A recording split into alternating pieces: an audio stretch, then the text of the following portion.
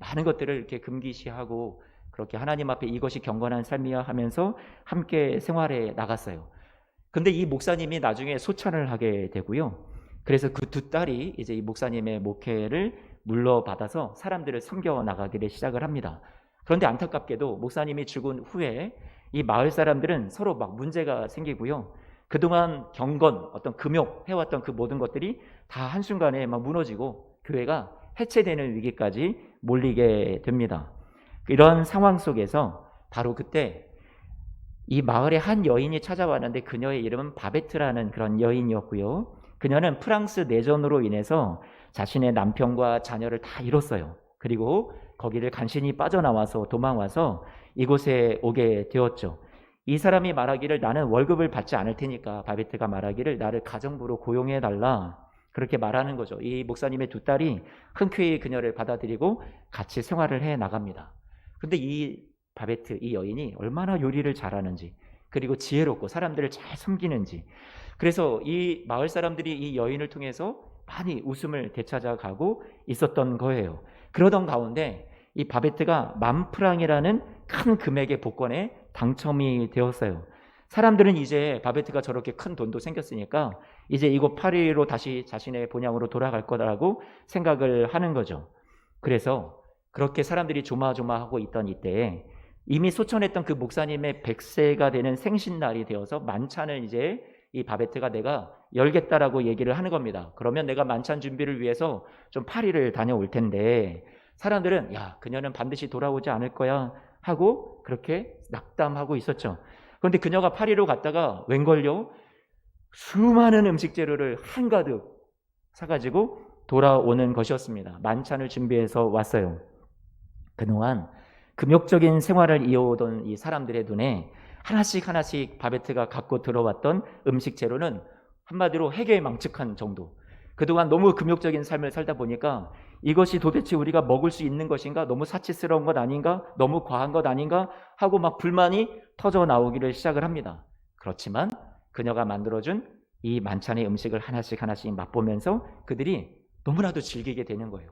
세상에 이런 맛이 이렇게 놀라울 수가 하면서 딱딱해지고 서로 해체될 위기에 놓였던 이 공동체가 서로 마음이 풀리게 되고 서로에 대한 사랑을 다시 발견하고 화해하게 되고 그곳에 평화가 임하게 되었던 거죠. 그러면서 이곳에 참여했던 한 사람이 이렇게 고백합니다. 이 만찬은 마치 그 파리에 가장 유명했던 식당 엉글레의 그런 정찬 같구나 이렇게 얘기를 하는 거죠. 만찬이 끝난 다음에 이 많은 음식을 다 준비한 것에 대해서 어떻게 됐는지 물어보니 이 바베트가 말하는 것은 자신이 받았던 그 10,000프랑을 다 여기 음식 준비에 쏟아 부었다라는 거예요. 하나도 남기지 아니하였고 그러면서 이 바베트가 말합니다.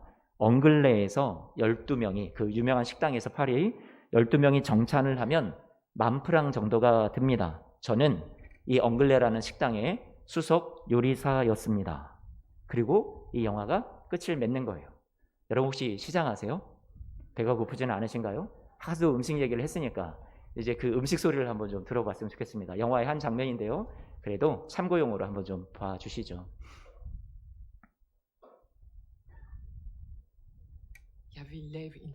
소리를 좀 많이 키워주세요. In fransk middag. En fransk middag. 좀 더 키워주세요.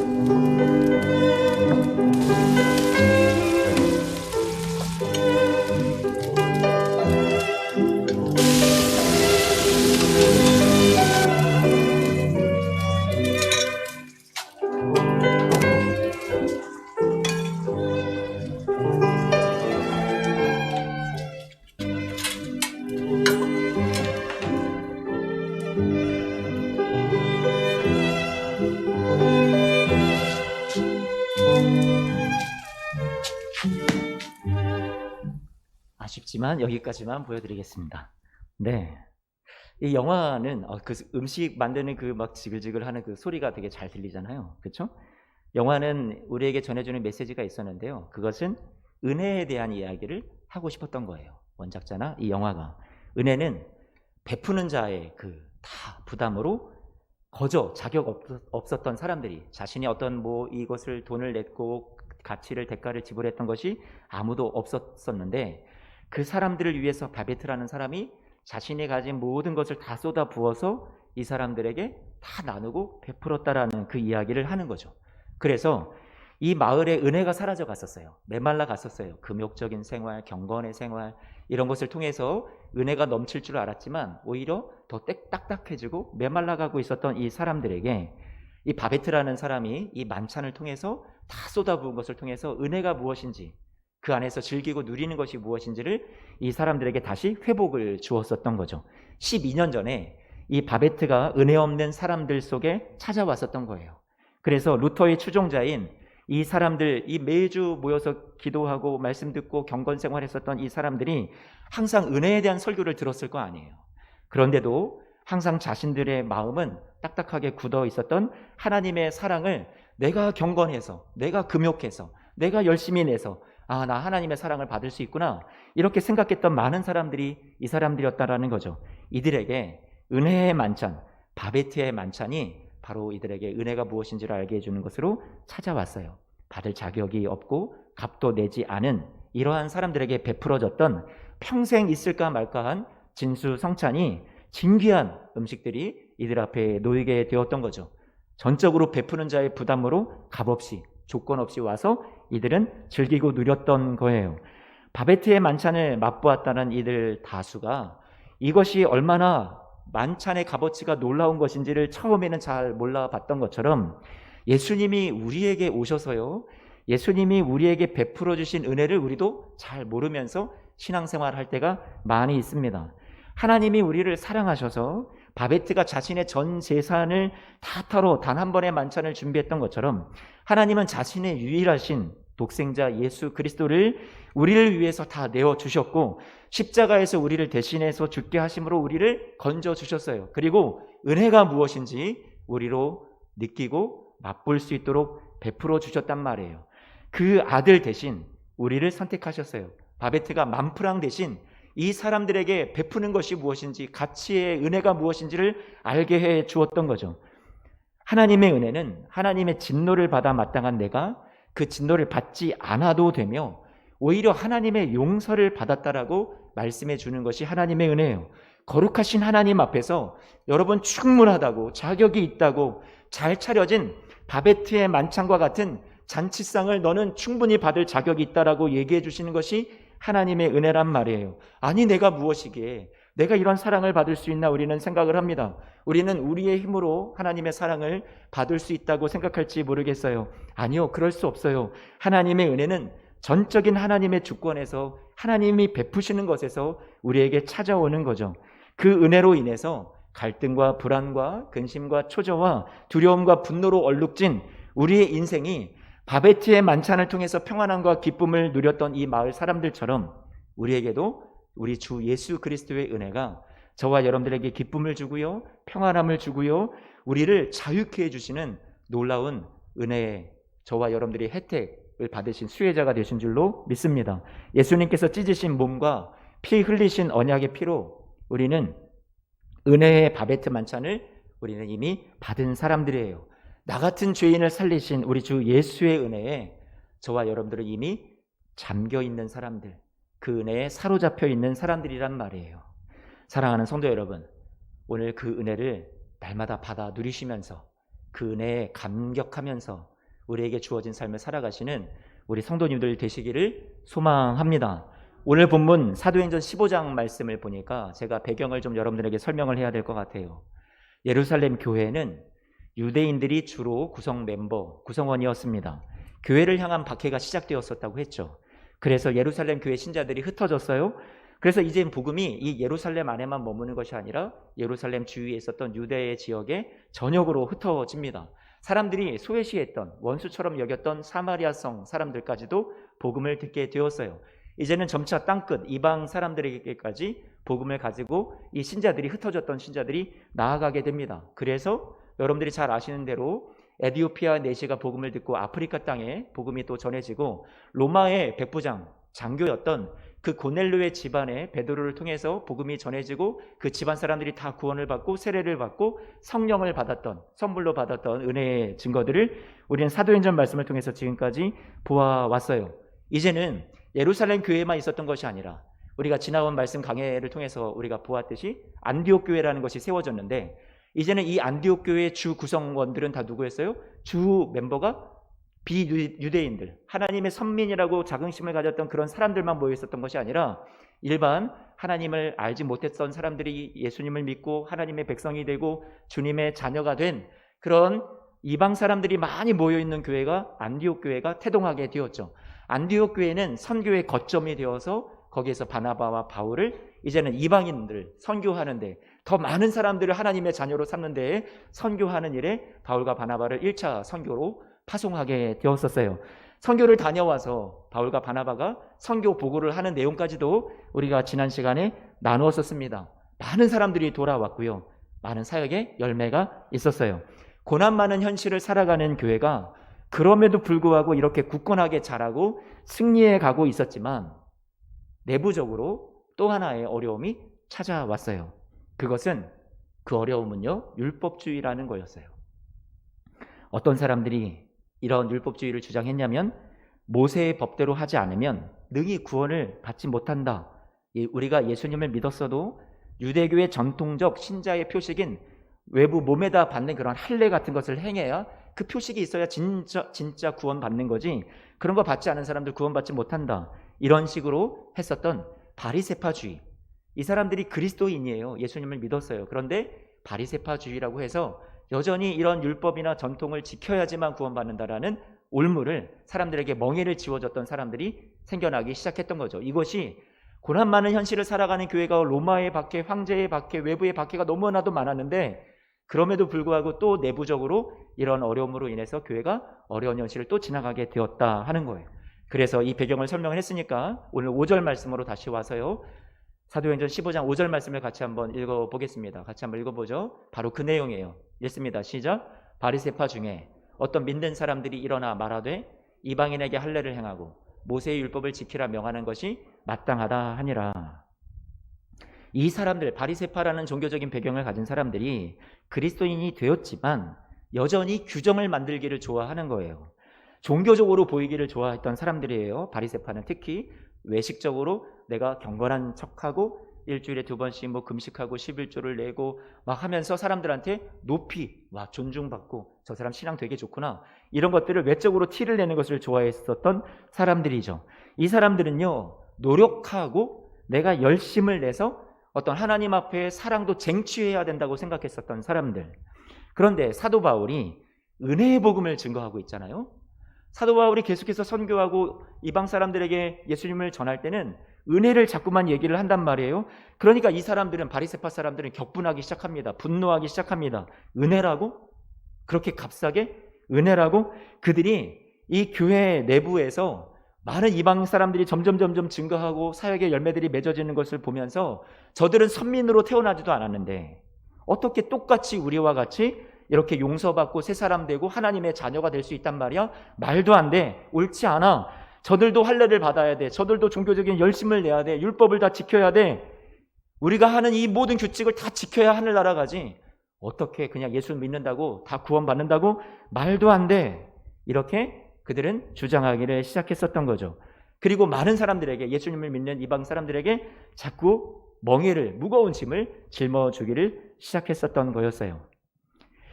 바리새파 사람들은 그리스도인들에게 주어진 좋은 소식을 자꾸 나쁜 소식으로 만들었던 거고요. 그리고 기쁜 소식을 자꾸 무거운 짐의 소식으로 만들어가고 있었던 거였죠. 사랑하는 성도 여러분, 오늘 사도행전 본문 15장 말씀에 이전에 바리새파 사람들이 율법을 강조하면서 하나님의 은혜의 복음, 예수 그리스도로 말미암은 이 은혜의 복음을 막 깎아내릴 때, 그때 있었던 한 가지 사건을 제가 여러분들에게 좀 말씀드리고 싶어요. 바울과 베드로 이야기인데요. 베드로가 안디옥이라는 그런 도시에 있을 때 이 바울과 베드로가 만나게 되는데, 베드로는 여러분 한번 생각을 해보세요. 베드로는 이미 앞서 말씀드린 이방인 고넬료라는 사람, 로마의 장교였죠. 고넬료에게 복음을 전하고 세례도 주고 성령이 임하는 모습도 봤단 말이에요. 그 장본이었어요. 자신이 그렇게 그 가정을 복음을 전했었던 장본인. 그래서 그들이 이방인이나 유대인이나 하나님의 선민이나 뭐 누구나 다 할 것 없이 다 복음 안에서 자유하고 교제하고 함께 음식도 먹고 주 안에서 형제 자매가 되고 성만찬도 나누고 다 할 수 있는 존재라는 것을 본인이 누구보다도 잘 아는데, 후에 어느 날 이 베드로가 그 안디옥이라는 곳에서 이방인들과 함께 식사를 하고 있었던 거죠. 바리새파 사람들이 이곳에 찾아왔었던 거예요, 불쑥. 그런데 베드로가 당황을 했었던 거죠. 제가 좀 더 상황을 그럴듯하게 여러분들에게 쉽게 한번 풀어서 이야기를 해볼게요. 이방인들과 함께 식사를 잘 즐기면서 아마 이 베드로가 당시에 유대 사람들이 먹지 않았던 돼지고기를 아마 먹었다고 생각을 한번 해보겠어요? 돼지고기를 막 먹으면서 와, 돼지고기가 이렇게 맛있는 줄을 몰랐습니다. 좀 더 주십시오 하고 이방 사람들과 교제하면서 서로 즐기고 있었어요. 갑자기 그 바리새파 사람들이 예루살렘으로부터 내려왔다라고 했는데 이곳에 나타난 거죠. 이들이 율법주의자들이죠. 이 사람들이 찾아오니까 갑자기 겁을 덜컥 내면서 나는 돼지고기 안 먹습니다, 부정한 음식이잖아요 하며 자리를 멀리하고 일어났다라는 거예요. 베드로에게 사도 바울이 따끔하게 경고를 합니다. 자네 입에서 돼지고기 냄새, 삼겹살 냄새가 나는군. 자네는 그리스도를 믿고 나서는 돼지고기를 먹어도 괜찮다고 하지 않았던가? 그런데 이제 와서 돼지고기를 더럽다, 부정하다 생각하는 그런 사람들이 오니까 다시 옛날 모습으로 되돌아가서 돼지고기 먹는 사람들이 마치 죄를 짓는 것 마냥 그렇게 어떻게 행동할 수 있나? 이방인 신자들에게 오직 예수 그리스도의 은혜를 통해서 의롭게 되는 것을 가르쳤던 사람이 이제는 그것이 아니라 우리의 열심과 우리의 노력과 우리의 규칙과 이런 것들을 지켜야 구원받는다라고 다시 그 잘못된 그 신앙의 모습으로 돌아가려 하는 건가? 베드로 자는 율법을 강조하며 다시 예수님을 통한 복음의 능력을 약화시키고 있는 거네.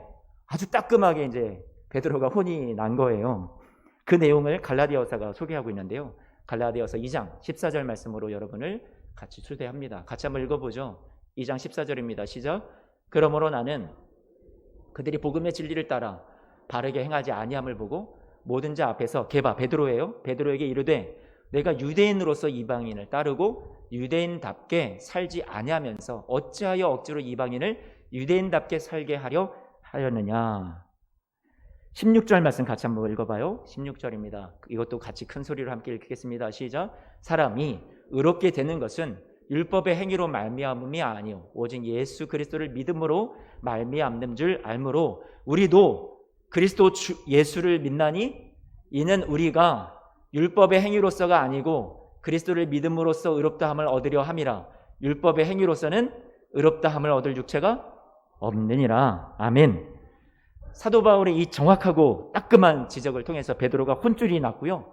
다시 한번 자신이 은혜의 복음을 내가 잘못했구나 다시 붙드는 재정립하는 그런 시간이 될 수 있었어요. 그리고 그 후에 은혜의 복음 앞에 자신이 다시 바로 선 다음에 이 교회의 이슈가 자꾸 되고 있었잖아요. 자꾸 구원받는 부분에 대해서 우리가 열심을 내야 돼, 더 노력해야 돼, 더 하나님 앞에 점수를 따야 돼, 그래야 우리가 구원받아, 이랬던 많은 사람들이 생겨나고 그것을 교회 안에서 많은 사람들이 미혹하면서 많은 사람들에게 무거운 짐을 주어줬던 이 문제를 해결하기 위해서 예루살렘 교회가 회의를 시작을 하게 되었습니다. 베드로를 다시 불러오고 그리고 예수님의 동생이었던 야고보가 전체 교회의 지도자였는데 이 모든 회의를 또 소집을 하고 거기에 바울과 바나바까지 이 안디옥에서 선교를 위해서 그렇게 헌신했던 이 두 사람도 와서 그동안 어떻게 이 하나님의 선민이 아니었던 다른 사람들에게, 이방 사람들에게 복음이 전해지고 그들이 주 예수 그리스도에게 돌아오고 열매가 맺혀졌는지를 그 안에서 함께 이야기를 나누는 예루살렘 회의가 시작이 됐었던 거죠. 그것이 오늘 이제 15장의 말씀이에요. 혼쭐이 났던 베드로도 다시금 이곳에 와 있습니다. 그래서 이곳에 보니까 아까 5절 말씀에 바리새파 사람들이 일어나서 야, 우리가 율법을 지켜야 되고 저 사람들 다 할례를 받아야지 구원받는 거 아니냐, 또 그 안에서 막 자신들의 반대되는 의견을 얘기를 하기 시작하죠. 그때 누가 나섭니까? 이제는 베드로가 나섭니다. 베드로가 어떻게 나섰어요? 오늘 15장 9절 말씀부터 같이 한 번만 읽어볼까요? 9절과 10절, 11절 말씀을 같이 읽어보겠습니다. 베드로의 이야기예요. 같이 읽어봅니다. 시작. 믿음으로 그들의 마음을 깨끗이 하사 그들이나 우리나 차별하지 아니하셨느니라. 그런데 지금 너희가 어찌하여 하나님을 시험하여 우리 조상과 우리도 능히 매지 못하던 멍에를 제자들의, 저 신도들의, 신자들의 삶의 목에 두려느냐. 같이 11절. 그러나 우리는 그들이 우리와 동일하게 주 예수의 은혜로 구원받는 줄을 믿노라 하니라. 아멘. 오늘 이 11절 말씀 제가 강조합니다. 이 말씀에서 오늘 말씀의 제목, 설교의 제목이 나왔어요. 주 예수의 은혜로 구원받는 줄을 믿노라. 12절 말씀을 보니까 온 무리가 이제 바울과 바나바가 전해주는 저 하나님의 선민이 아니라고 생각했던, 열외시켰던, 배제시켰던 그 사람들에게 나타난 놀라운 열매들, 그들이 하나님의 자녀가 되는 놀라운 사역의 열매들에 대해서 다 바울과 바나바를 통해서 또 그 자리에 모였던 사람들이 듣게 되고요. 13절 말씀에 이제 야고보가 나섭니다. 예수님의 동생이었던 야고보가 형제들아 내 말을 들으라 이렇게 얘기를 하죠. 이 야고보는, 여러분, 예수님의 동생 야고보는 그 기독교에 내려오는 전설에 의하면 무릎이 낙타 무릎이었던 사람이라는, 여러분, 무릎이 이렇게 볼록 튀어나올 정도로 이 사람이 얼마나 경건 생활에 힘썼던 사람인지 여러분 이렇게 짐작을 해보시는 거예요. 얼마나 경건했을까. 그러니까 바리새파 사람들은 이 야고보가 나섰다면 당연히 저 사람은 얼마나 그렇게 경건한 생활을, 훈련을 많이 했던 사람이니까 우리 편을 들어줄 거야. 하나님 앞에서 우리가 구원받는다라는 것은 우리가 열심히 무언가를 해야 된다라는 우리 편에 손을 들어줄 거야 라고 생각을 했지만, 야고보도 뭐라고 얘기를 하냐면 14절 말씀에 이렇게 말씀을 하죠. 14절 말씀 같이 한번 읽어볼까요? 14절 말씀을 좀 띄워주세요. 하나님이 처음으로 이방인 중에서 자기 이름을 위할 백성을 취하시려고 하나님이 이방인 중에서도 자기 이름을 위할 백성을 취하셨대요.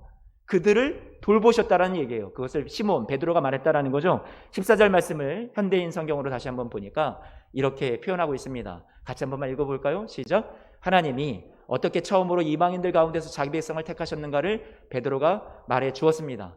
이 말은 하나님께서 차별하지 않으신다라는 거고요. 이방 사람들도 당연히 하나님의 백성이 된다라는 거, 특정한 인종이나 특정한 집단에게만 하나님이 사랑이 국한되지 않는다라는 것을 말씀해 주는 거예요. 그래서 지금 야고보가 얘기하는 것은 저 이방 사람들이 다 선민, 유대인 그런 거 될 필요가 없다.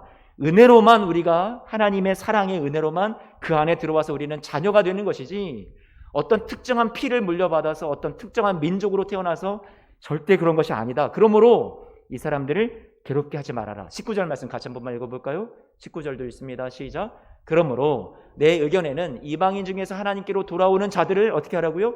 괴롭게 하지 말라라고 야고보가 또 거기에서 결론을 내려줍니다. 이후 예루살렘 회의에서 교회 리더들이 이 흩어져 있는 모든 그런 교회에 다 편지를 해서 하나님의 은혜가 지켜지게 하십시오. 율법 준수나 할례에 대해서 강요하지 마십시오 하는 그런 편지를 보내게 되는 거죠. 우상에게 바쳐진 제물은 먹지 말고 성적인 부도덕함을 행하는 것, 이것 정도는 우리 이방인 사람들도 이 정도 선은 다 지켜야 될 줄로 믿습니다. 그러나 이것이 구원받는 조건으로서 제시하는 것이 아니라, 다만 우리 하나님의 선민으로 태어났었던 이 유대인 사람들이나 이방 사람이나 누구나 다 하나로 연합하기 위해서 이 정도 최소한의 이 모습은 좀 지켜주시기를 부탁합니다 하는 편지를 모든 교회에, 흩어진 교회에 보내게 되었던 거죠. 이것이 15장 말씀에 우리 사도행전 내용의 요약이라고 드릴 수 있을 것 같아요. 가평에 가면 필그림 하우스라고 순례자의 집 이렇게 할 수 있겠죠. 어떤 경건 센터가 있습니다. 그럼 저는 코로나 직전까지는 이제 1년에 한두 번씩은 꼭 갔었던 곳인데요. 가서 말씀도 보고 목회에 대한 생각도 하고 그랬었는데, 이곳에 갔을 때 사진도 찍어 봤었는데 제 사진은 아니에요. 제가 사진을 열심히 찾았는데 요 장면만 없어서 그냥 제가 인터넷에서 하나 좀 띄워봤는데 한 번만 좀 보여주실래요? 지금 저 장면입니다. 이 장면이 뭐냐면 비질하는 하인과 물 뿌리는 그런 소녀, 이렇게 그 제목이 있는데, 비질을 하면 자욱한 먼지를 내는 그런 모습이 있고 거기에 물을 뿌려서 또 청소를 말끔하게 끝내는 그런 모습에 대해서 저런 동상이 있어요. 순례자의 코스가 있어요. 철로 역정이라는 코스가. 그래서 거기를 가면 우리 신앙인들의 삶에 이렇게 한 단계 한 단계 천국에 가기까지, 최후 승리를 얻기까지 어떠한 어려움들이 있는지 그것을 잘 묘사해주는 그런 코스라고 할 수 있겠죠. 저기에 가면 저렇게 산책을 할 수 있는데 여러분들에게 좀 추천을 드리고요. 나중에 기회가 되면 우리 성도님들 모시고 권사님들 모시고 같이 가도 좋을 것 같아요. 자, 철로 역정이라는 책이 존 버년이라는 사람이 이 책을 썼는데 거기에는 주인공이 크리스천이라는 사람이 나오죠. 이 사람은 천국으로 가는 그 여정 속에서 죄로부터 구원을 받고 구원의 완성을 향해서 나아가는데 삶 가운데 많은 고통을, 고난을, 함정을 겪고 있습니다. 순례의 길에 들어섰던 이 크리스천에게 문지기가 묻습니다. 당신의 이름이 뭡니까? 나의 지금 이름은 크리스천이지만 원래 이름은 타락이었습니다. 크리스천은 끝내 목적지인 그 하나님의 낙원에, 하나님 나라의 최종지에 목적지에 도달을 하는데요. 그것이 이 책의 결론인데요. 이곳에 이르기까지 도움을 주는 존재도 만났지만 정말로 힘들게 하는 그런 존재들도, 대적들도 많이 만났어요. 그 중에서도 이 크리스천에게 큰 고통을 주었던 존재 중에 하나를 꼽으라 한다면 그 이름은 율법이라는 것이었죠.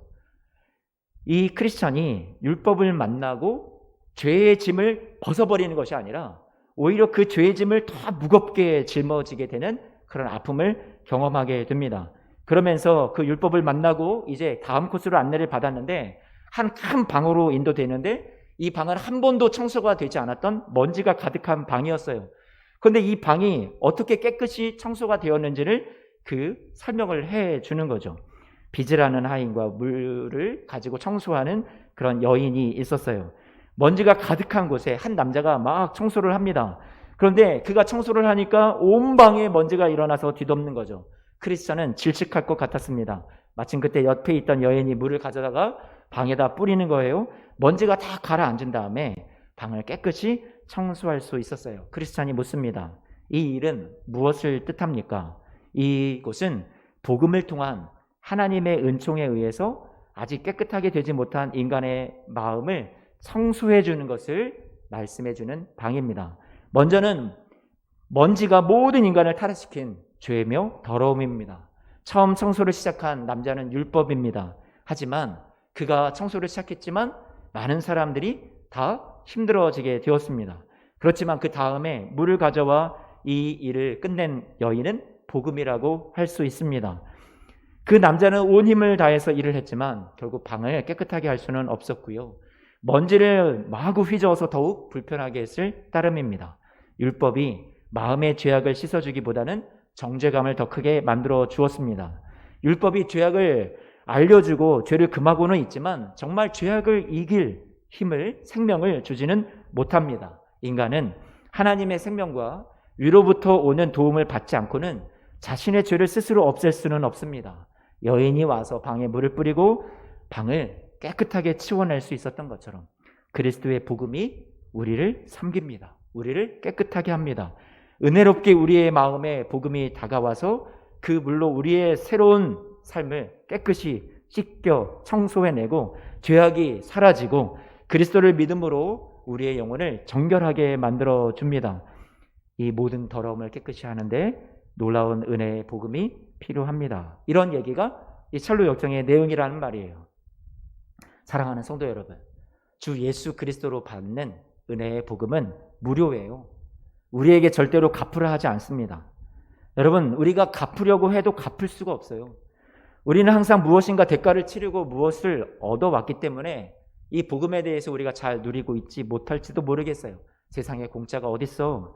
우리는 공짜 받은 것이 왠지 불안하기만 합니다. 신앙생활을 하지만 내가 예수님을 믿지만 더 뭔가 쥐어짜내서라도 최선을 다해서 섬겨야지만 하나님이 나를 복 주실 것 같아요. 열심히 일하면 하나님께서 주신 은혜를 잘 우리에게 더 많이 베풀어 주실 것이라고 생각할지 모르겠지만 아니요, 그렇지 않습니다. 예수님이 오셔서 우리의 모든 죄값을 대신 다 치르시고요. 죽으심으로 더 이상 우리가 주님 앞에 드려야 될 대가는 없다라는 거예요. 죄를 심판하여야만 하는 대가와 요구를 이미 예수님께서 충족시켜 주셔서 우리는 그저 영생을 선물로 받아들이는 거고요. 은혜를 누리기만 하면 되는 거란 말이죠. 하나님의 아들이 우리를 대신해서 죽으시고 우리를 살려주셔서 우리 안에 들어오셔서 지금도 같이 사세요. 이제 그 누구도 여러분을 더럽다고 할 수 없어요. 우리 안에 예수님이 계세요. 여러분의 그 누더기 옷을 벗기시고 예수님으로 옷 입혀 주셔서 하나님은 우리 안에 누더기를 보시는 것이 아니라 과거를 보시는 것이 아니라 이미 예수 안에서 새롭게 된 의인이요 하나님의 자녀된 가장 존귀한 하나님의 백성된 여러분들을 보아주시는 줄로 믿습니다. 하나님의 사랑의 시선이 느껴져요. 이 자리에 참석하신 우리 사랑하는 성도님들을 얼마나 사랑하시는지, 여러분을 향해서 웃으시는 하나님, 여러분을 기뻐 맞이하신 하나님, 우리가 비록 실수하고 여전히 하나님 앞에 실패하는 그런 모습을 보여주고 있지만 우리 주님의 은혜는 변함이 없습니다. 우리 주님 안에 저와 여러분들의 주소가 있어요. 우리의 위치는 이미 이 은혜 안에 들어와 있는 거예요. 우리는 이사를 왔어요. 더 이상 어둠의 자녀가 아니라 죄악의 자녀가 아니에요. 우리는 정결한 하나님의 백성이 된 줄로 믿습니다. 이것을 생각하면서 우리가 은혜 안에 거하며 날마다 은혜를 누리는 삶을 사게 되시기를 부탁을 드려요. 하늘은 스스로 돕는 자를 돕는다라는 말, 하나님의 은혜를 축소시키는 말 같아요. 이렇게 말씀드리고 싶습니다. 하나님은 스스로 일어서지 못하는 자들을 도우십니다. 이것이 하나님의 은혜로운 하나님의 모습이란 말이에요. 로마서 5장 20절 말씀에 이렇게 말합니다. 죄가 더한 곳에 은혜가 더욱 넘친다라고 말씀해 주고 있어요. 율법이 우리의 죄의 무게를 더 과하게 짓누르고 있다면 우리 주 예수 그리스도의 은혜는 그 가운데서 저와 여러분들을 건져 주시니 우리의 죄를 덮고도 남으니 우리에게 소망이 있다라는 거죠. 죄가 넘친 곳에 은혜가 더 홍수처럼 몰려와서 저와 여러분들을 덮었습니다. 죄가 넘치는 것은 측량할 수 있는데 은혜가 넘치는 것은 측량할 수가 없어요. 죄는 유한하다면 은혜는 무한합니다. 죄가 중대하다면 은혜는 중차대해요.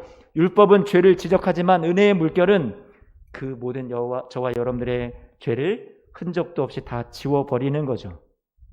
우리는 어쩌면 기본적으로 가진 성향이 율법주의에 가까울지 모르겠어요. 바리새파처럼 충분히 했나? 얼마나 더 많이 드려야 되나? 더 열심을 냈는가? 그래야 내가 기도 응답받는데? 그래야 사랑받는데?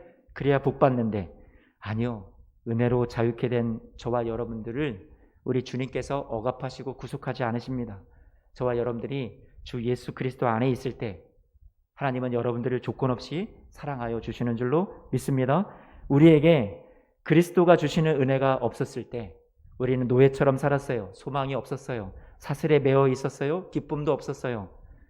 사망 속에 살았어요. 그러나 예수 그리스도께서 은혜로 우리를 노예에서 해방시켜 주시고 풀어 주셨어요. 자유케 되었어요. 이제 이후로는 자유케 해주신 주인을 쫓아서 은혜를 갚으며 살 수도 있고 아닐 수도 있겠죠. 하지만 여러분 중요한 것은 이미 종에서 풀려나고 값은 다 지불되고 해방되었다라는 사실이에요. 자유를 누리면서 우리가 꼭 생각해야 할 것은 방종으로 나아가지 않기 위해 거저 주신 것 값없이 주신 은혜라고 생각하지만 그것을 우리에게 베풀어 주시기 위해서 예수님께서는 대가를 치르시고 자신의 생명을 다 지불하셨다라는 것을 꼭 잊지 마시기를 바랍니다. 부탁드립니다. 바울이 이렇게 말합니다. 갈라디아서 5장 1절 말씀에 함께 읽어볼까요? 그리스도께서 우리를 자유롭게 하려고 자유를 주셨으니 그러므로 굳건하게 서서 다시는 종의 멍에를 매지 말라. 아멘. 말씀을 마칩니다. 그리스도 예수 안에서 자유해지십시오. 주 예수 그리스도의 은혜로 얻는 이 구원이 고난 많은 현실을 살아가는 우리 성도님들의 삶에 다시 한번 일어설 수 있는 삶의 힘이 되고 용기가 되었으면 좋겠습니다. 자기 금욕, 나의 의로운 행위, 내 신앙의 열심을 통해서 우리가 이 고난 많은 현실을 이겨내는 것이 아니라 예수 사랑 또 예수님의 복, 하나님의 은혜를 더 많이 받는 것이 아니라 우리가 노력하고 우리가 열심을 내는 것이 아니라 하나님의 은혜 안에 내가 있다라는 확실한 믿음과 확신을 가지고서 우리 성도님들의 삶을 힘들고 어려워도 찬송하며 걸어가시는 삶이 되시기를 축복합니다. 우리가 어떤 짓을 한다고 해서 하나님을 실망시킨다고 해서 하나님의 사랑과 은혜가 약해지는 것은 아니에요. 그분의 사랑과 은혜는 항상 그대로예요. 사랑하는 성도 여러분, 은혜로 도저히 용서받지 못할 우리도 하나님의 자녀가 되었어요. 은혜는 우리의 바닥난 희망을 되살려 줄 수 있고요. 가장 어려운 상황 속에서도 회복을 꿈꾸도록 소망할 수 있도록 도와주십니다. 우리가 하나님 앞에 다가갈 수 없었을 때 은혜가 먼저 우리를 찾아와 주셨어요. 우리는 자격이 없었죠. 우리는 소망이 없었어요. 근데 은혜의 주님이 먼저 저와 여러분들을 위해서 이 세상에 찾아와 주셨어요. 사랑하는 성도님들의 삶에 고난 많은 현실이 얼마나 어려운지 압니다. 질고로 인해서 고통당하시는 분들이 너무 많고요. 사랑하는 자녀들의 아픔 때문에, 육신이 연약하신 부모님들 때문에 마음에 많이 아프신 분들이 여기 계십니다. 또 지나온 과거 속에 마음에 받았던 상처와 억눌려 있던 많은 문제들 속에서 저와 여러분들이 얼마나 힘에 겨워 살아가고 있는지 우리 주님께서 아세요. 주님은 그런 저와 여러분들 사망에 있었던 죄 아래에 있었던 우리를 은혜로 찾아와 구원해 주신 놀라우신 주님이시니 저와 여러분의 지금의 이 고난 많은 현실도 능히 은혜로 도와주셔서 세상을 끝까지 이기게 해 주실 줄로 믿습니다. 그 주님과 함께 손잡고 날마다 일어나시고 버티고 견디며 이 삶을 멋지게 살아가시는, 담대하게 살아가시는 성도님들 되시기를 축복합니다. 아멘. 우리 함께 일어나셔서